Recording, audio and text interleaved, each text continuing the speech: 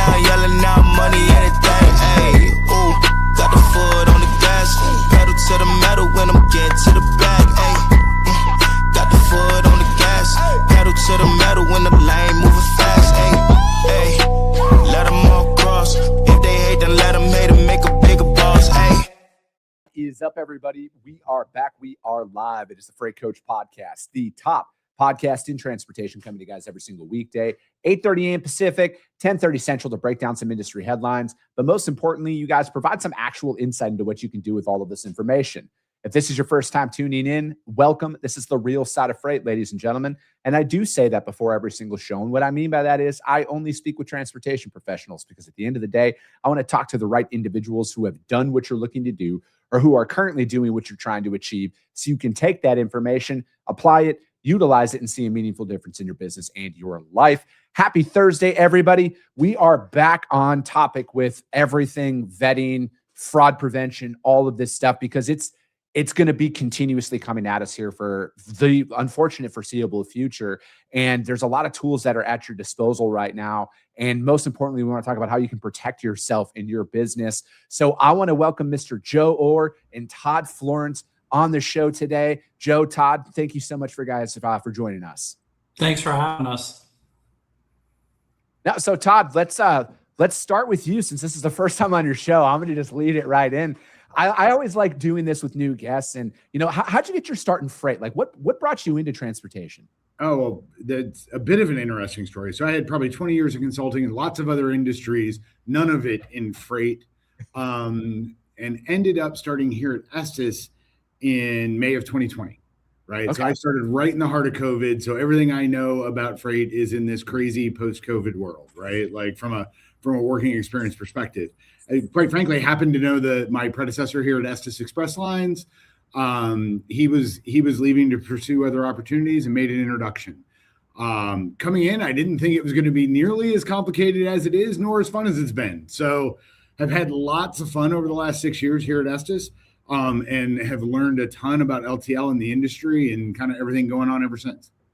Yeah, so you've essentially came in right at the time when the Band-Aid was ripped off on everything, and you've only known chaos. So there's trial by I like trial by fire, like it's the only way to really learn and grasp. Well, and it's made it a lot of fun. And I mean, with all the topics we're going to talk about today, like one of the things that's interesting, right, is you've almost seen a technology revolution in freight since about COVID, because the industry had a lot of work to do to be able to meet everybody's demands and needs, and particularly deal with a lot of trials and tribulations over that last 6 years as well. So it's been a ton of fun and a lot of learning. Yeah, that's I think we're at such a unique time in the industry where it is like the digital revolution is like finally catching up to where it needs to be. And then especially now, I look at it where you have to protect your digital infrastructure at such a higher level now than I think most people even, could comprehend just a couple of short years ago. And I think the thing is now is everybody is at risk, right? Like there's not just large companies that are going to be exposed to, double brokering, fraud, identity theft, all like they're coming for everything right now. And that's what I love the most about like what we're talking about today. And then what the NMFTA is doing as a whole, where it's like, hey, you guys, we got to educate, like we all got to get on the same page, because companies of all sizes here need the same resources to fight this. And collectively as an industry is like, we have to come up with a solution. I think like, I would love for bureaucracy to work in our favor, but bureaucracy takes a long time. And that's where the private sector can come in and make moves at a faster level. Absolutely. Well, and you're absolutely right too. Like we used to think of it as big companies or financial services companies or those sorts of things. Like you've got international threat actors, localized threat actors, like they're doing all kinds of stuff. And like primarily it's to make money. But then when you get into these areas of political disruption and global economic disruption, right? Like then they're starting to attack entire industries. Mm-hmm. And it's with a lot of the partnership with NMFTA and the folks that Joe has over there is really targeted at the crux of that problem, right? Like how do we share information more efficiently? How do we band together just like they band together to kind of attack us? It's how do we work together to help prevent as much as we can? And when we can't prevent, how do we do it to recover as quickly as possible? Yeah. And, so Joe, you guys, the last time you were on, we were talking about the Freight Fraud Hub that was being created and released, and it's up and running right now. And you guys have kind of taken that. You guys have a ton of great information that's on there, but you guys are in the process of with reporting a lot of this data and a lot of the situations that people are going through, excuse me. Right. That really started about 2.5 years ago. In fact, I attended a conference. I was new to NMFTA, had only been here a couple of weeks ago, or a couple of weeks at that point. And we're at a conference talking about cybersecurity. And the person that was supposed to speak on behalf of NMFTA ended up having an emergency and having to leave. So they're like, "Hey, can you speak on the panel?" And I didn't have an agenda, so I was like, "Yeah, can I speak on whatever with the panel?" And it kind of just transitioned into, "Hey, why don't we communicate more? When someone gets hacked, why don't you tell your story?" And I asked the question, I go, "How many people in here utilize the same software, the same TMS, the same things within your infrastructure? How many share that?" And they all raised their hand. So I said, "So would you benefit knowing that, hey, someone over here got impacted by a hack?" And they're like, "Yeah." Then I said, "Well, why don't you share the information? Why be embarrassed?" And so what we've seen in the last 2 years is people being more willing to come out and share their story, like Todd and like Estes. And so then this year, at our cyber conference, we started to talk about, well, where can we share our story real time?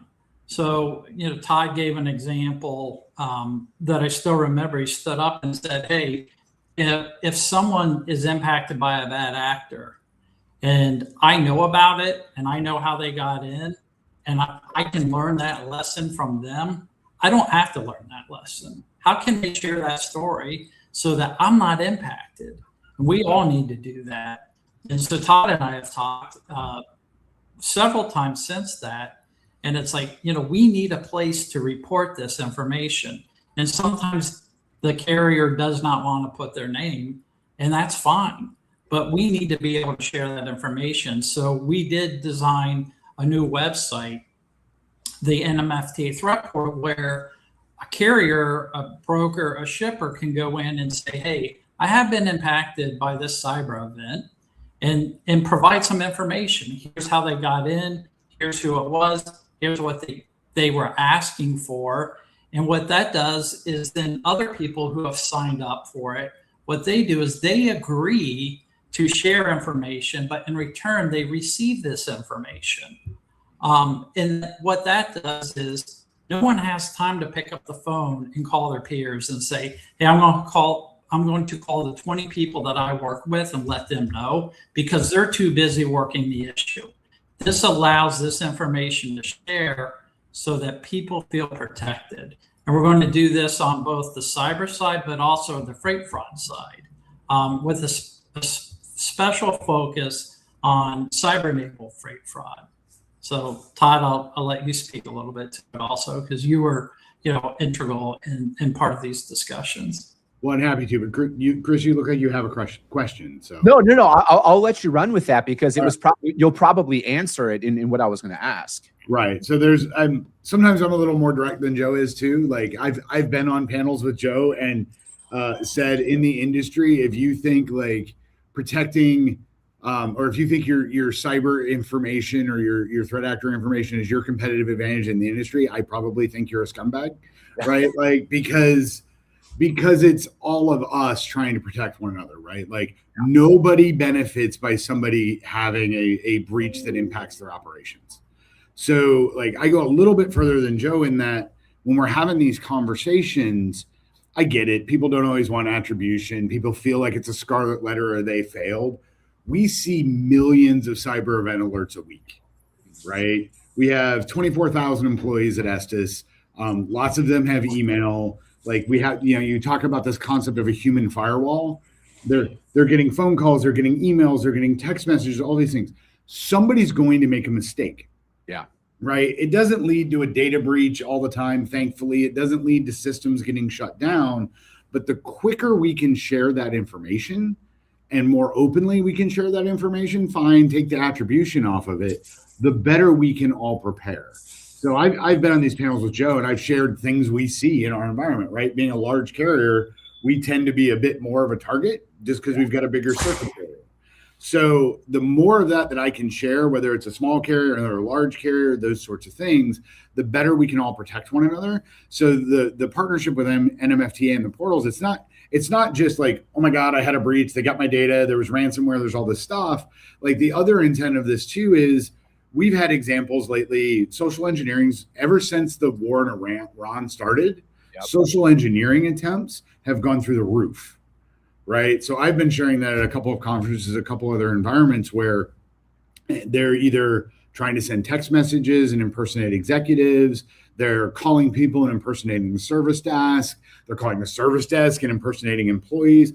And I want my peers to know that, because as opposed to it being academic, it's real. We see it every day. And I want them to understand things they can do to protect themselves. And the more we talk about it and the more we share ideas, it's kind of like the old days of software, right? Like when they started open sourcing software got better. Yeah. Well, this is a way we can all get better, because you're going to get attacked. You're going to have some level of breach. Like all of these things are going to happen and we all kind of accept it. And the more that we talk about it and the more that we'll be open about it, the better we can protect the industry as a whole. Yeah. Now, do you see higher, you brought up social engineering with the conflict in Iran that has started. Do you guys see any direct correlations to global conflicts and an increase in cyber threats to the United States during those times? You do. You saw it, but sorry, Joe. We've seen it both during the incidents in Ukraine and now with Iran, because threat actors that align with geopolitical concerns, we'll call it, start thinking of things like, how can I disrupt the United States' ability to react to these things globally? And unfortunately, I guess for us, they target core infrastructure. Yeah. Right. So they see it in energy, and you see it in the supply chain, because if they can disrupt things that the U.S. military or the U.S. government needs, it helps their concerns overseas. Right. Yeah. And the groups are amorphous. They're always hard to track. It's, you can't find the exact people, but there's usually some form of alignment somewhere. So you see those things go up. And then fortunately and unfortunately, in the last couple of years, the pace of progress on the technology side with agentic AI and LLMs and all those sorts of things. It used to be you'd get that goofy phishing email and there'd be 3 misspelled words and the URL would look really weird. No, now they're using our own infrastructure against us. The LLMs make that stuff look really convincing. And the voice is also no longer a good, reliable kind of like, hey, this sounds like an accent I'm not used to hearing, doesn't work anymore, because they sound like you and I. In some cases, they sound exactly like me, because I do enough of this stuff publicly that like they can get my voice, run it through an LLM, and it sounds like I'm calling someone. So all of those things create a greater risk for the industry. And the other thing that's happened, why these initiatives with NMFTA are so important, the window's shortened. Yeah. Like it used to take days, weeks, months sometimes for those attacks to occur, and now they're happening in minutes. Yeah. Yeah. I think that's a really good point. And that's part of the reason that this portal is so important. Is they used to come in, they used to live in the network, and it maybe they live in the network and not take any action for a while, maybe weeks, maybe even months. Now they're coming in, they're starting to do damage almost immediately. So your time to response has to be much quicker. So our ability to communicate and communicate quickly is that much more important. Which again, you don't have time to call everybody. So that's why the threat portal is so important, because we have the ability to quickly communicate to the masses, because the bad actors are in there and they are working quickly, where before it was more slow moving, where part of the problem is AI. And we do see a spike with the political unrest that's happening, and it's much more organized, right? Because it is government backed. Yeah. So, like, with all of that being said, are there, the importance of sharing this information, your experiences, and it is going to help put together like somewhat of a playbook. Do you see like the evolution of this happening from like in an attack by attack basis, or are there a lot of similarities out here and that happen consistently over time? And that's why it's like you need to join stuff like this and share this data, because it's like we can help create that protective layer behind most organizations. Like, granted, things are going to change and evolve, but I look at, working in this industry for as long as I have, and, I know right now more than ever, double brokering and fraud is at an all-time high. But as somebody who's brokered tens of thousands of loads in my career, I've got it pretty much boiled down to a couple of key things where I can tell within the first couple of seconds of talking to somebody if they know what they're doing or not, and why I would pass on that capacity.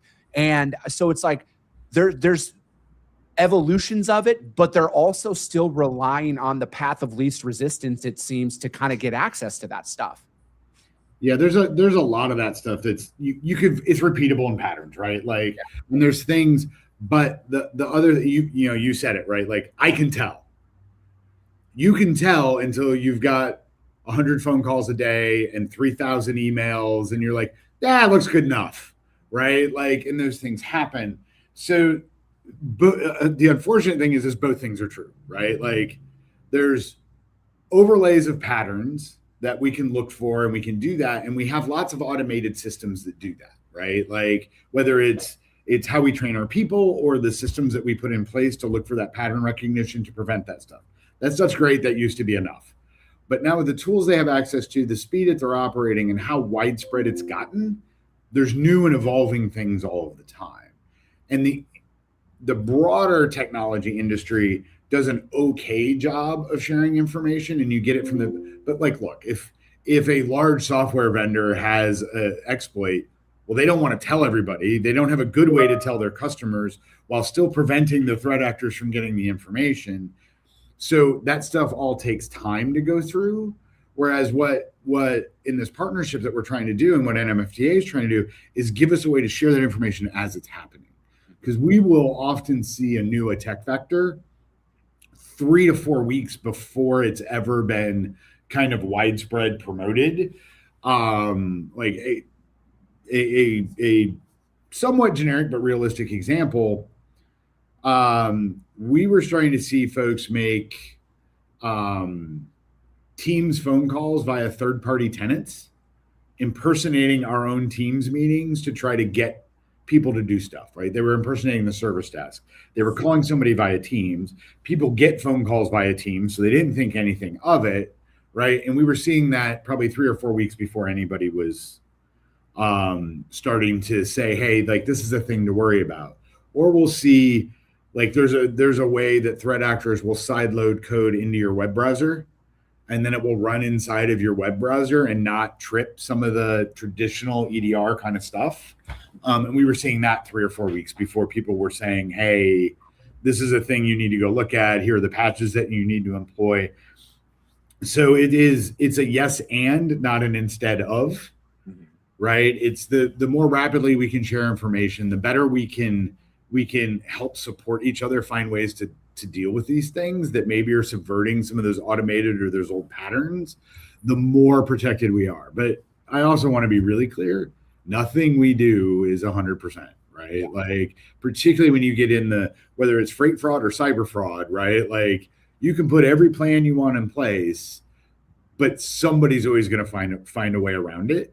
So the more rapidly we can continue to evolve and adapt helps us better protect everybody. Yeah. And I look at it like, from my perspective, going to, I think, 5 cybersecurity conferences now at this point with the NMFTA, learning what I've learned, to me, it's like, I feel like most organizations as a whole, their biggest vulnerability is they don't have a plan. Like, and this is just a guy who his IT experiences is restarting my computer when something doesn't work properly. But like, that's been the common theme is it's like, when you don't have a plan, you don't do anything, you don't know how to react. And then in turn, you don't want to go tell anybody because you don't want to seem like, incompetent in your role. I think that's where like you're opening yourself to more and more vulnerabilities. And that's why I see such an ever increasing importance of what is built here with the Freight Fraud Hub and then the threat portal that you guys are creating. Like, educate yourself on this, because the more technology advances, and it's, today is already old. Like, we're already evolving in front of that. You have to stay on top of this stuff. Otherwise, it could legitimately put you out of business. Yeah, I mean, and not only do you have to have a plan, I mean, that's one of the things we talk about at the conference through the tabletop exercises. Have a plan, practice your plan again, practice restoring your backups, and make sure the plan includes everyone. It can't just be an IT exercise. And then also look at the different threats that have come in through the threat portal. How would that have impacted you? Does your plan cover it? A lot of the things that we hear about that we'll start to see, if we start to see patterns in the threat portal, those will end up in the Freight Fraud Prevention Hub, for example. So, you alluded to it, Chris, last time we spoke. And at that point, this was still in the development phase. And I kind of thought, oh, did somebody tell them about this? But I mean, you were spot on. We're going to take this information, we're going to look for the patterns, and we're going to feed it into the Freight Fraud Prevention Hub as it comes to freight fraud. But what we'll do is we'll definitely look for patterns, and there will always be patterns. Just like the ones that Todd mentioned with the misspelled words. That pattern's been around forever, but the pattern evolves. It gets smarter, it gets better. But the patterns are always, a lot of the patterns are always the same. So really what we want to do is keep track of the evolution of the patterns. And if we can stay 2 weeks ahead of it, 3 weeks ahead of it, that gives us, an advantage that we don't have right now. And our big thing is, how do we get an advantage? And again, if it's a 2 week advantage, that is an advantage that we do not have right now. Yeah, no, and that's where, I mean, I look at it, and again, it's like, I think most businesses, especially inside of transportation, they're like, we're too small, right? Like we're not on anybody's radar. And I look at it as everybody's on a radar at this point, right? If you use any third-party technology for your business, what is their cybersecurity? Like, they can get access to that. And it's like, I don't ever try and fearmonger, but it's like, even the one truck owner operator, your truck has vulnerabilities on it that could be hacked, right? So it's like, for you to sit here and think like, it'll never happen to me, it's like, that's all they need, right? They need people to have that mentality. And again, nothing about this is fear-based, but Todd, you brought up a good point earlier. I don't think a lot of people understand that we are in a critical infrastructure industry inside of transportation. Like, if you've ever read a history book, what is the first thing they cut off when they were attacking somebody? Supply lines, right? They wanted to starve you from the inside out. Well, and the other thing in that point, right? We're also, you used to be able to bury your head in the sand a little bit, right? Like, I've got my walls up, we're good, right? And it no longer matters what size you are. One, because the tools they have, in most cases, most of the things I see, it's not like somebody went, I'm going to go get Estes Express lines, right? Like, they're like, here's a shotgun spray attack because it's really cheap and easy for me to do. I can script it and I can hit everybody out there that's running this piece of software and that it's exposed. Yeah. Right. And then they find their way in and they go. Then they figure out who you are, right? Like, or there's targeted attacks at the supply chain. But the other thing is even if you're a small owner operator or a small carrier, right? Like, who are your customers? Mm-hmm. And how are you connected to your customers? Mm-hmm. You may become an attack vector, not because they really care about you, but because they're looking for information about somebody else, right? Or they know you move this critical part for this other person, right? So they shut you down, they impact them, right? Like, there's the more interconnected we get, and that's not going away. Like, I make the argument these days, the data is almost as important as moving the freight itself. Mm-hmm. Like, the more interconnected we are, the more we have to realize we're all in this together, right? And it doesn't matter if big, small, etc. I get that it can feel overwhelming. The expense can feel overwhelming, but there are ways to do this, particularly just through sharing information, where we can help prevent. And if you want to, and if we went back to the social engineering side, a lot of that's free, right? Like that's just awareness, like telling people to be cautious. Like, hey, if that phone call didn't make sense, it probably didn't make sense. If someone calls you from the service desk and asks you to install something on your computer, hang up, call them back. You know the number for the service desk. Find out if it was actually that person or not. Those things are all okay. Like, and so we encourage folks to do a lot of those sorts of things. And there's very little expense in doing that. So the more that we can do, the more that we can share, and I just keep saying this, I think the better and stronger we all get. Mm-hmm. And it helps protect not only what we're doing, it helps protect our customers. And, with the flag behind you and everything else, right? Like it does help protect the national supply chain, right? And the stuff that we're doing. Yeah. Because to me, it's like, it's not about who gets credit. I think like it's gotten beyond the point of where it's like we have to collectively as an industry share all of these things that are going on out there, because otherwise, you're like, and that's another thing too. How are you digitally connected to your customers? If you receive an EDI or an API tender from your customer, you are exposed. You are exposing them in some way, shape, or form. And again, it's that piece that most people don't think about. And, for me, the big thing that I always love to reiterate, because I see these things come through, as good as I think I am at prospecting shippers to work with, I'm not good enough to where they call me and email me direct and say, hey, can you come pick up this load for me? I think that's like the biggest red flag that's out there for people on the service provider side of things. Absolutely. I guess, with that being said, when is this portion, are you able to say like, when is this portal going to be up and running for people, Joe? Yeah, so we are targeting end of April. We're going to start a beta phase in April, second week of April. We're going to run a 2-week beta just to make sure we have no issues. And then we're going to open it for sign up for the brokers, the carriers, the supply chain community at the end of April. So look for a press release to come out and some advertisements on our website, nmfta.org. But it is targeted for the end of April.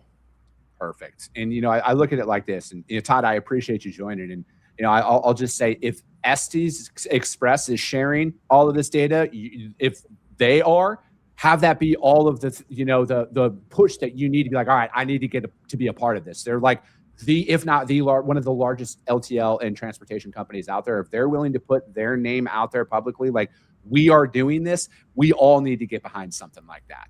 Yeah. And I appreciate that. And we also, Joe, we meet quarterly.